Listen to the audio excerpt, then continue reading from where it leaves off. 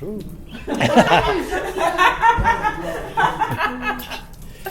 Alors bonjour. Je suis sur l'île de la Réunion. Bonjour, je dis bonjour parce que je ne suis pas seul.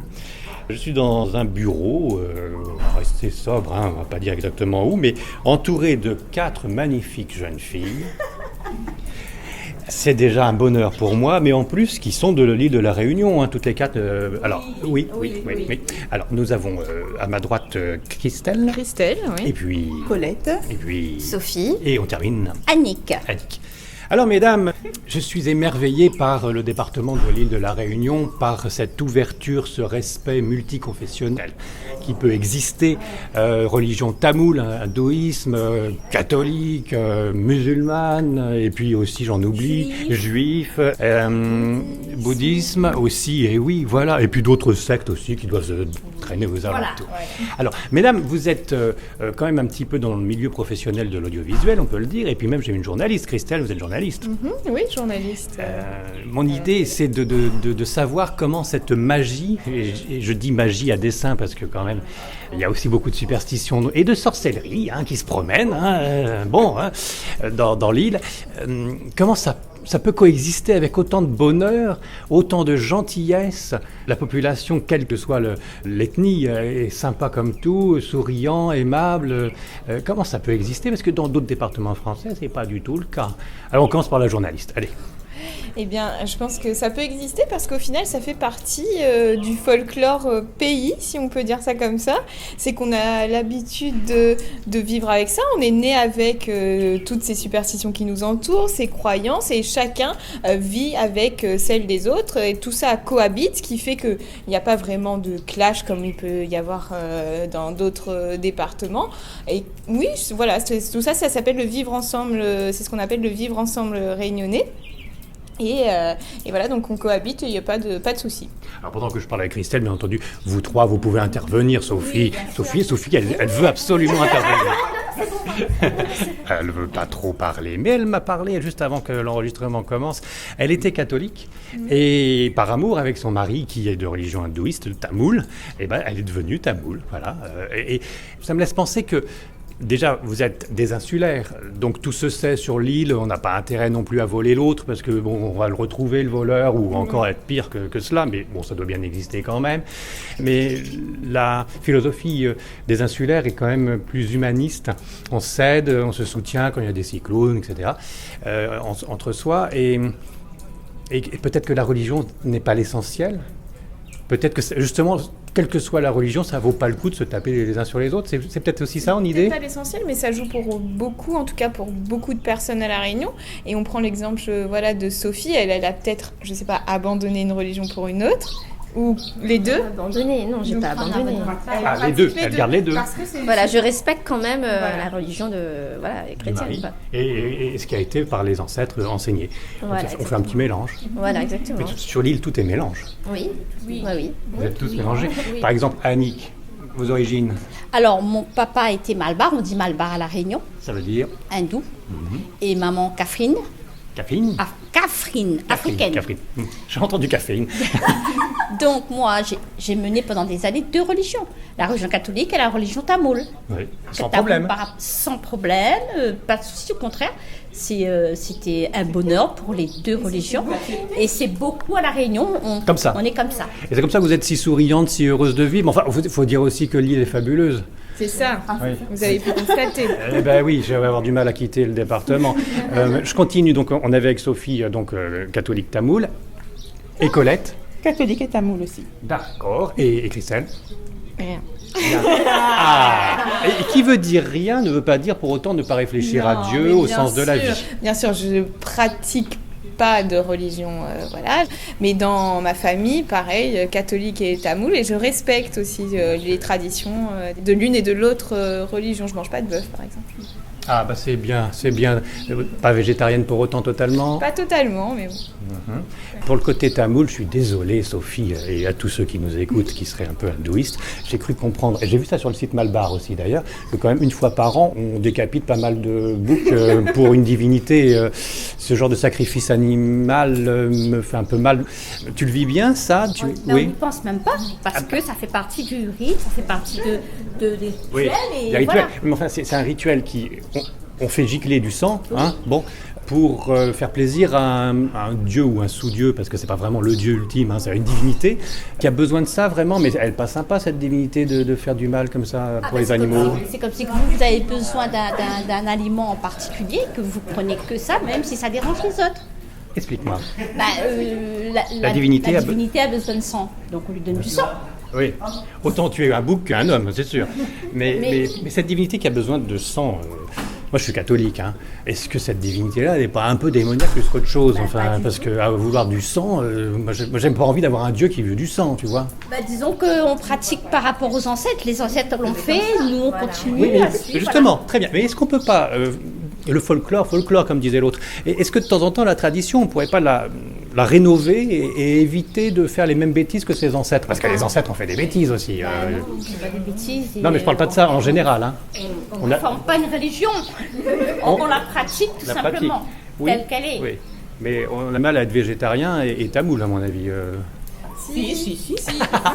C'est conciliable. C'est conciliable, mais parce que là, vous parlez de certaines... Enfin, il y a plusieurs Ce qui est le plus choquant, bien sûr. Voilà, il y a plusieurs branches, et il y a des tamouls qui sont végétariens. Il existe des temples végétariens où les sacrifices ne se font pas sur les animaux, mais sur les légumes. Ah, mais ça, c'est bien, ça. Sophie, tu fais des sacrifices sur les légumes. Aussi. Bien. Et puis, s'il y a une divinité... Quelle que soit la religion, hein. On ne va pas non plus s'axer sur le tamoul tout le temps. S'il y a une divinité qui demande du sang, moi je ne veux pas rénover, hein, mais je veux juste faire élever. Si cette divinité demande du sang, allons-y, allons dans les hôpitaux et allons donner notre sang.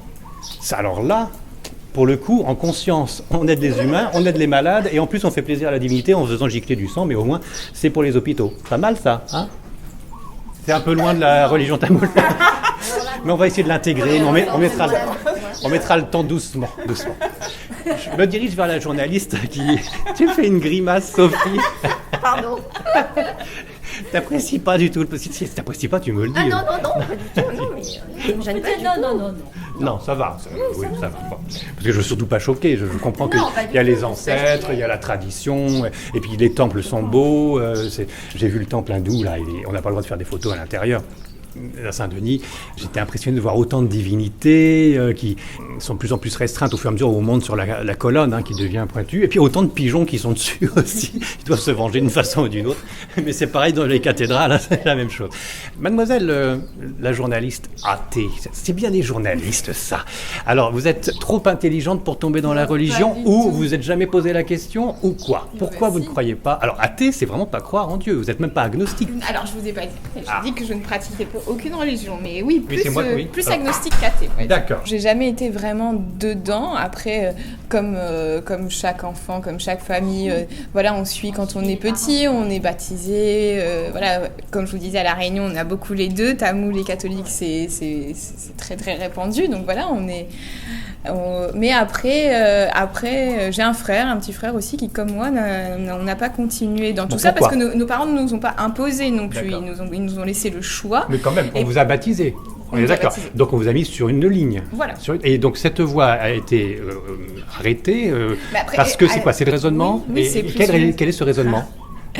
C'est compliqué, mais oui, parce que le raisonnement fait que il y a des choses qui se passent et on se pose des questions. Si vraiment ça existait, alors pourquoi telle chose se passe? Il n'y a pas trop de légendes. Pas trop de légendes, et puis mine de rien, on se dit que ça a été créé par des hommes comme nous. Qu'il peut y avoir manipulation. Là, tout ça. Donc, quand on travaille dans les médias, on sait bien qu'il peut y avoir manipulation. Pas du tout. Mais voilà, c'est tout un raisonnement, tout un questionnement qui fait qu'au final, on a du mal à croire à certaines choses. Oui, je comprends. Et alors, donc, où en est Christelle? Dieu existe ou pas? Alors, c'est la grande question. Il y a quelque chose, ça c'est... Enfin, non, c'est pas sûr, mais moi je le pense. Oui. Je pense pas qu'on soit maître de l'univers, nous simples humains, ou maître de tout. Donc forcément, pour moi, quelque chose de supérieur existe. Quoi? Je ne sais pas. D'accord. Est-ce que c'est Dieu? Est-ce que... Voilà. Et dans ta carrière de journaliste, tu as rencontré quelque chose d'étrange, de mystérieux, peut-être pas forcément spirituel. Pas encore, non. Bien. Tout va bien à l'île de la Réunion. va bien. Aucun problème de sorcellerie, de guérisseur, de médecin. Rien du tout. Rien. En tout cas, on n'en parle pas sur ta chaîne, c'est ça. Mais si, on en parle. Ah, qu'est-ce qu'il y a eu comme... Mais là, en plus, c'est marrant parce que pas plus tard que... il y a 2 semaines, premier tour des élections législatives, dans un bureau de vote, un petit couac, il y avait eu des actes de sorcellerie, entre guillemets, des petites choses déposées devant les bureaux de vote. Oui, à Saint-Louis. Ah oui, pour favoriser le vote? Ouais, oui. Et Certains candidats. Est-ce que ça a marché? Eh ben, alors, je sais pas. Faudra leur demander aux candidats, mais je sais pas. Et ma chère Colette, alors, t'as entendu, cette discussion était la plus discrète parmi les 4. T'as rien à dire, c'est pareil. C'est quand même toi qui m'as dit qu'effectivement la religion, ce qu'on pense, c'est pas l'essentiel. L'essentiel, c'est de vivre en harmonie entre êtres humains. Je pense pas que la religion fait que on soit bien tous ensemble comme ça. Donc, ça peut aider. Oui, ça peut aider, mais ça joue pas. On parle pas religion. Voilà, on parle pas religion. Oui, c'est ça. On tait un peu ces choses-là. Voilà. Parce que ça pourrait envenimer les choses. Non, C'est une question perfide de ma part. Non, parce que ça nous appartient à soi, c'est ça. On le divulgue pas parce que c'est personnel. Entre copains, copines. Oui. Mais moins avec un micro. Ouais, un micro, non. Mais c'était quand même toi aussi qui m'a dit que sur l'île, il y a aussi des extrémistes. Je dis pas de quelle religion, mais de toute religion. Et que, pour l'instant, grâce à Dieu, qui existe, ma chère Christelle, il n'y a rien qui se passe de dramatique sur l'île. Oui, on espère quand même. On espère. Voilà. Ouais. Il n'y a pas intérêt. Parce que vraiment, c'est un succès, c'est un succès français d'ailleurs, hein, ce mélange ethnique et interreligieux qui tient tout le coup. Hein. Mais c'est sûrement grâce aux femmes, finalement. Je réfléchis en même temps que je parle. Il y a 4 femmes. Quand on voit 4 déesses comme vous, Malbarès, oui, et un peu catholique sur les bords quand même. Ouais. Mais quand on nous regarde, on nous dit Malbarès. Ah oui, pas Malbarré, Malbarès. Et quand on vous regarde toutes les 4, on n'en pense qu'à l'amour, sous toutes ses formes d'ailleurs, et on n'est qu'admiratif par la nature, et on n'a pas envie de faire du mal, même au nom de Dieu. Non. Et vous, en tant que femme et fille, vous savez éduquer les hommes qui sont un peu plus belliqueux et un peu plus bébêtes aussi dans ce sens-là, je suppose. C'est beau ce que je viens de dire, ça vous laisse... Là, vous ne dites plus rien. Vous avez tout dit. J'ai tout dit. Hein. Éduqué, je ne sais pas. Ah, t'as du mal. Les hommes, c'est... Ouais. On n'éduque pas un homme. Allez, on le frappe. On le remet dans le droit chemin. Si vous pouvez, écoute, vous pouvez le remettre dans le droit chemin. Regarde l'histoire d'amour de Sophie. Je pense pas que ce soit le droit chemin, la religion de tamoul de mon côté, mais au moins par amour, ça s'est passé sans problème, voilà. Et tu gardes tes 2 religions et tout va bien. Oui, voilà, tout va bien. Tout va bien. Parce que j'ai aussi des ancêtres aussi qui faisaient la religion tamoul. Oui. Donc c'est pour ça, on a ça dans le sang, comme on dit. Aussi, oui. Mais moi, j'ai vu, parce que je suis catholique avant tout, une musulmane se convertir en chrétienne. En mariage. En mariage. C'était magnifique. Magnifique. Ça n'empêchera pas que les petits-enfants chrétiens vont se convertir de nouveau en tamoul. Et c'est tout aussi magnifique, c'est ça. Ouais. Bon, c'est très rare, mais... oui, c'est un peu plus... D'accord. Ça t'a fait plaisir de voir une confession religieuse revenir dans le sein du catholicisme, de la chrétienté, c'est ça? C'est plus facile par rapport au tamoul, mais on dit toujours que les musulmans, c'est toujours ceux qui ne sont pas les non-musulmans, pratiquent plus la religion musulmane. Mais là, c'était l'inverse, donc c'était un peu plus rare, oui. Un peu plus rare. Parce que peut-être que la religion chrétienne est un peu plus dure pour y rentrer que d'autres religions où c'est facile de... Non, la religion chrétienne, au contraire, c'est la plus facile. C'est la plus facile. Ah oui, Elle accepte parce qu'elle accepte les chrétiennes comme nous qui sommes... Oui. Les musulmanes, c'est vachement ouvert. Oui, parce qu'il y a le pardon, il y a l'ouverture, tout ça. Oui, bien sûr. Beaucoup d'Indiennes pratiquent la religion catholique. On est tous catholiques. Et vous priez toutes? Moi, oui. Oui, parce que j'ai vu pas mal de magasins avec des bougies, avec des saints. Enfin, bon, notre ami journaliste, un peu moins. Ah, bon. Il y en a 2 qui sont pas trop dans la prière et 2 qui prient. Oui. Moi, je prie. Oui. Vous priez qui? Saint-Expédie?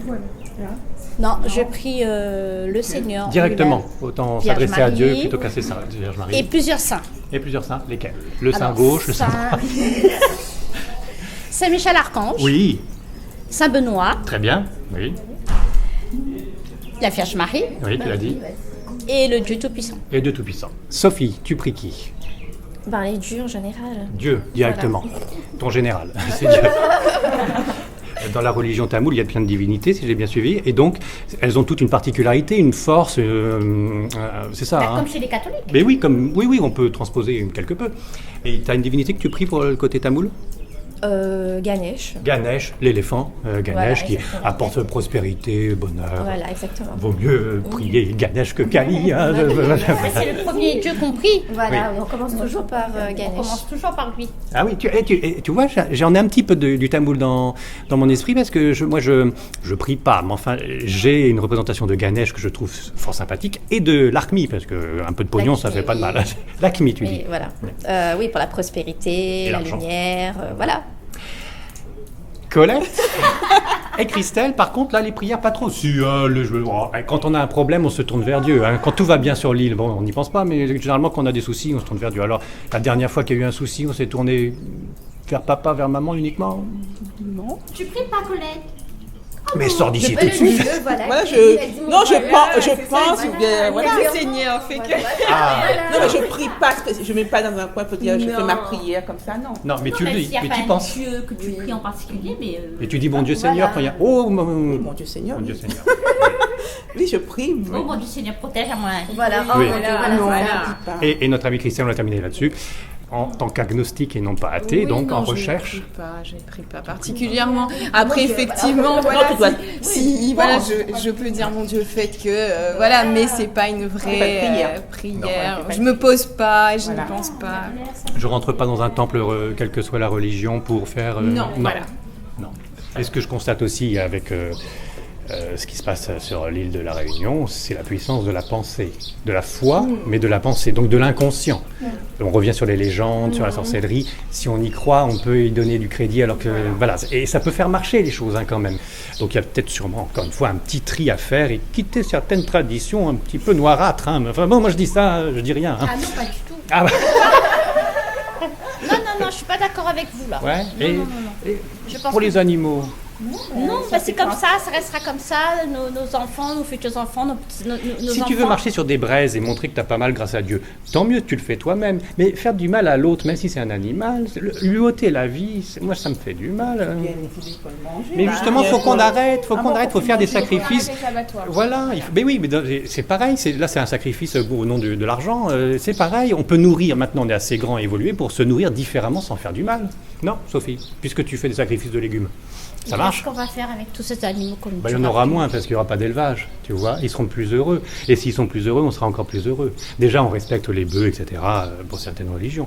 Mais le sacrifice, le sang qui gicle, donnons notre sang dans les hôpitaux, cette voie-là. Non, jamais tu ne lâcheras l'affaire. Non, jamais je ne lâcherai l'affaire. Mais tu sais, il y a des traditions, il faut les arrêter parce qu'on est dans l'erreur. Je parle pas de ça, hein, mais en général, il faut quand même prendre conscience que autre temps, autre mœurs, ça a changé, ça a évolué, on n'est pas sous le même climat, on n'avait pas Internet, etc. Donc il faut peut-être oublier certaines choses sans pour autant proscrire ce qu'avaient fait les ancêtres, mais peut-être les aider aussi, les ancêtres, à s'évoluer, continuer d'évoluer grâce à nous sur Terre. Au revoir, Christelle. Merci pour ce partage. Oui, merci pour ce moment. Au revoir, Colette. Au revoir, hein. Au revoir, Sophie. Il est l'heure. Et moi, je pense pour terminer, Oui. concernant le gicler le sang, je pense que ça doit avoir une signification. Parce que moi, je suis Bien pas sûr. au courant de toute la religion en détail. Bien Et je sûr. pense que ça doit avoir une signification. Bien entendu. Une signification de sacrifice, parce que tuer son propre bouc, comme on fait en campagne française, on tue encore le cochon, il crie, etc. Et puis, il faut bien le manger un jour ou l'autre, donc autant l'offrir à la divinité en même temps qu'on le tue. Mais là, on a évolué. Là, la viande, on la trouve en supermarché, c'est plus vraiment nous. Enfin, donc, à mon avis, il y a une évolution à faire. Mais je comprends qu'à un certain moment, il y a bien longtemps, le sacrifice animal était peut-être bien vu simplement par honneur pour la personne, Dieu, et aussi pour l'animal qu'on tue en lui disant on t'associe dans ta mort avec Dieu. Je comprends. Mais je pense que maintenant on peut peut-être évoluer la chose. Je ne sais pas. Je ne sais pas. C'était juste une pensée. Merci à toutes les quatre. Nos arrière. Voilà, c'est la tradition. Oui, respect, C'est mais bien un culte sûr. religieux qu'on peut pas changer. Qu'on peut pas refaire. On ne pourra pas changer. Qu'on peut pas refaire. Pour aider même les ancêtres qui sont ailleurs, mais qui seront contents de voir cette évolution. Bon, enfin voilà, c'est mon point de vue. Merci pour ce partage, les filles. Merci à vous. beaucoup. C'est un plaisir. Je suis réciproque. Très bien, très bien.